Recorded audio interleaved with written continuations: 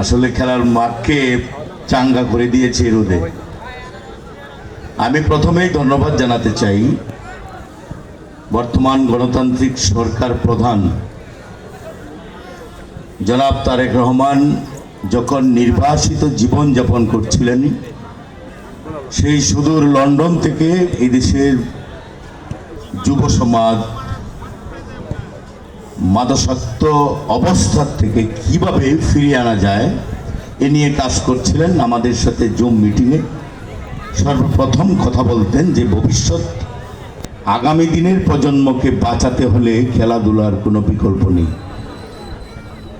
আজকে সেই গণতান্ত্রিক সরকার প্রধান জনাব তারেক রহমানের সেই সবিনয় আহ্বানের সাড়া দিয়ে বাংলাদেশের প্রাণ, আমি বলবো আমরা যারা রাজনৈতিক কর্মী সংগঠক আছি, নির্দ্বিধায় স্বীকার করতে হবে যে এই দেশকে গড়ার জন্য যারা পরিকল্পনা দিয়ে থাকেন তারা হচ্ছেন আমাদের দেশের, আমরা যদি সচিবালয় থেকে শুরু করে ডিসি সাহেব এবং ইউনিয়ন পরিষদের সচিব পর্যন্ত বলি, তারাই ঠিকমতো দেশটিকে পরিচালনার জন্য সহযোগিতা করতে পারেন।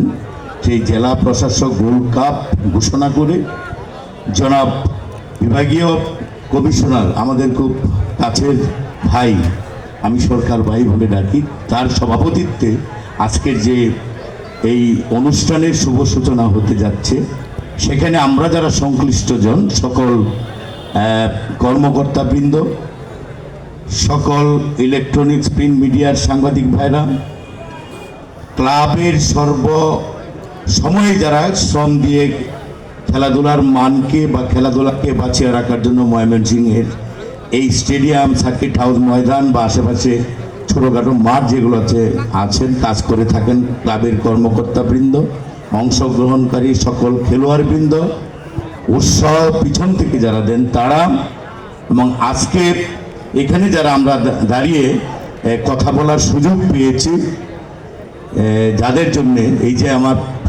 আমার প্রিয় এলাকা ময়মনসিংহ সদর 4-এর আশেপাশ থেকে যারা এখানে গ্যালারিতে বসে কষ্ট করছেন খেলাকে উৎসাহিত করার জন্য, তাদেরকে আমার ব্যক্তিগত তরফ থেকে এবং বাংলাদেশ জাতীয় সংসদের একজন সদস্য হিসাবে আরেকজন সদস্য কামরুল হাসান ভাই, মিলন ভাইকে সাথে নিয়ে আমরা এই দুই এলাকা সহ এবং ময়মনসিংহের 11টি আসনের সকল প্রতিনিধিদের পক্ষ থেকে আপনাদেরকে রক্তিম শুভেচ্ছা, অভিনন্দন এবং ধন্যবাদ জানাই। আমি ওই বক্তব্য এইভাবে শেষ করতে চাই, আজকে যারা এই খেলায় অংশগ্রহণ করেছেন, আমি মনে করি এই গণতান্ত্রিক সরকারের একটি আহ্বানে আপনারা আন্তরিকভাবে সাড়া দিয়েছেন। স্থানীয় জেলা ক্রীড়া সংস্থা সবসময় যারা দুজন কাজ করে থাকেন বা তাদের সহযোগী যারা আছেন তাদেরকে অভিনন্দন জানাই। আর বিভাগীয় কর্মকর্তাবৃন্দ আছেন, বিভাগীয় ক্রীড়া চক্র হয়েছে পরিষদ, তাদেরকে অভিনন্দন জানাই। বিশেষ করে লক্ষণীয় ব্যাপার হলো যে জেলা মহিলা ক্রীড়া সংস্থা একটি গঠিত হয়েছে নতুন। আজকে আমরা দেখতে পাচ্ছি যে সাধারণ সম্পাদিকা এখানে আছেন, সাথে তার যারা সহযোগী যারা আছেন তারাও এই গ্যালারিতে আছেন। আমি অনুরোধ রাখবো পরবর্তীতে যে কোনো কর্মসূচিতে জনাব জেলা প্রশাসক সাহেবের সহধর্মিনী এবং পুলিশ সুপার সাহেবের সহধর্মিনী, আপনারাও সরাসরি মাঠে আসবেন প্লেয়ার তৈরি এবং সহযোগিতা করার জন্য।